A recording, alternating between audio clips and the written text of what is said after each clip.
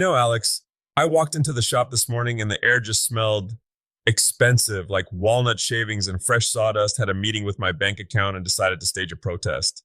That's just the smell of May 1st hitting you, Tiger. It's project season. Everyone's got a credit card in one hand and a dream of a backyard oasis in the other. Happy Friday, by the way.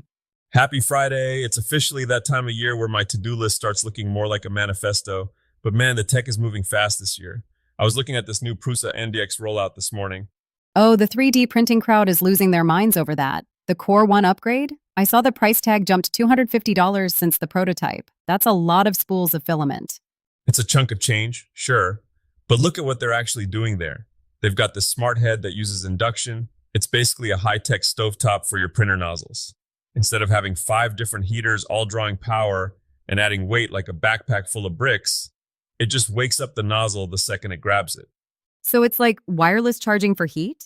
Sort of. It's elegance over brute force.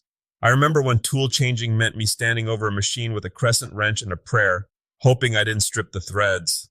This thing swaps tools like a magician doing a card trick.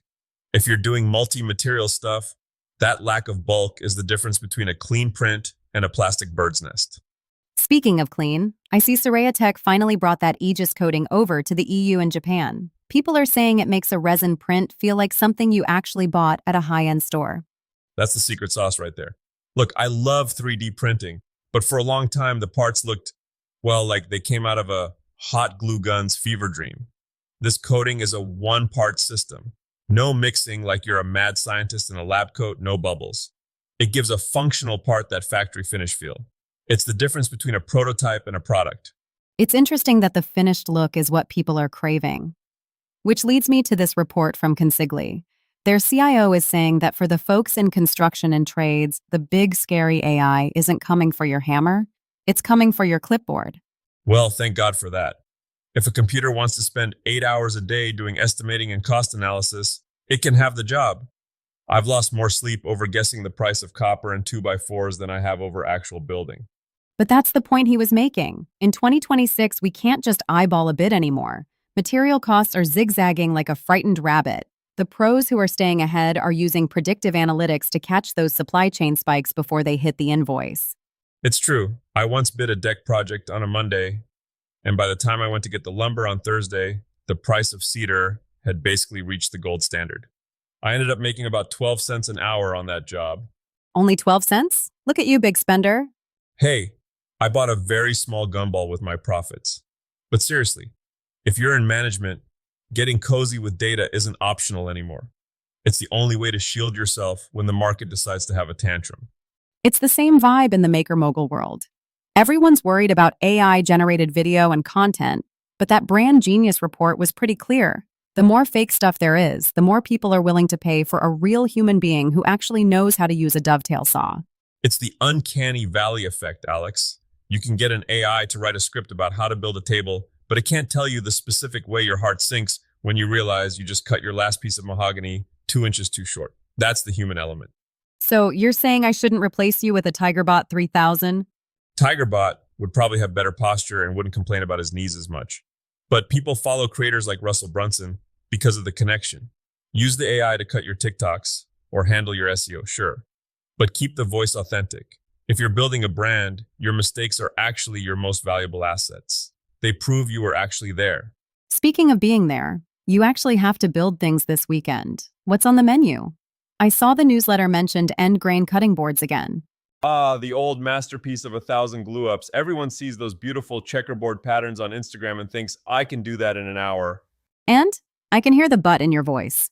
But it's a test of patience. You're mounting the wood vertically, so your knife is hitting the ends of the fibers rather than slicing across them. It's better for the edge of the blade, and it looks like luxury.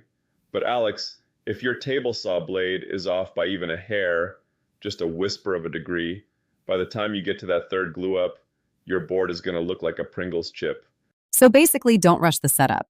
Exactly. Level your tools before you level your lumber.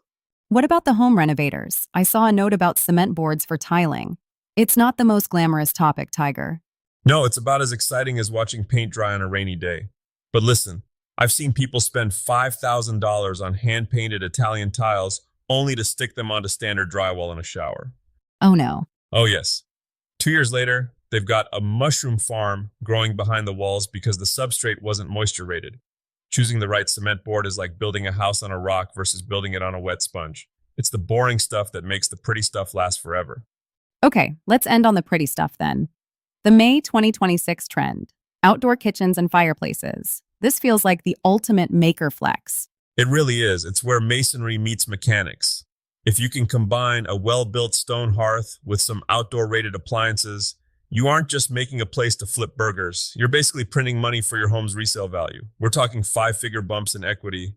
It sounds intimidating though. Mixing mortar is a long way from wood glue. It is, but it's just a different kind of puzzle. You're working with gravity instead of clamps. There's something deeply satisfying about laying stone. It feels permanent in a way that almost nothing else does. Just do yourself a favor and plan your gas lines before you pour the concrete footer. I feel like there's a story there involving a jackhammer and a very frustrated tiger. We don't talk about the jackhammer incident of 2019, Alex. That's a premium member story. Fair enough. Well, whether you're upgrading your 3D printer, diving into predictive analytics, or just trying not to grow a mold colony in your bathroom, we've given you plenty to chew on today. That's the goal.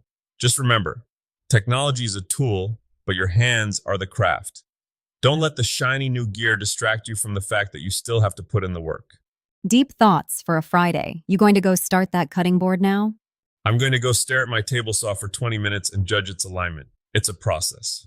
Go get 'em, Tiger. See you guys Monday on the TigerDen Daily. Keep building.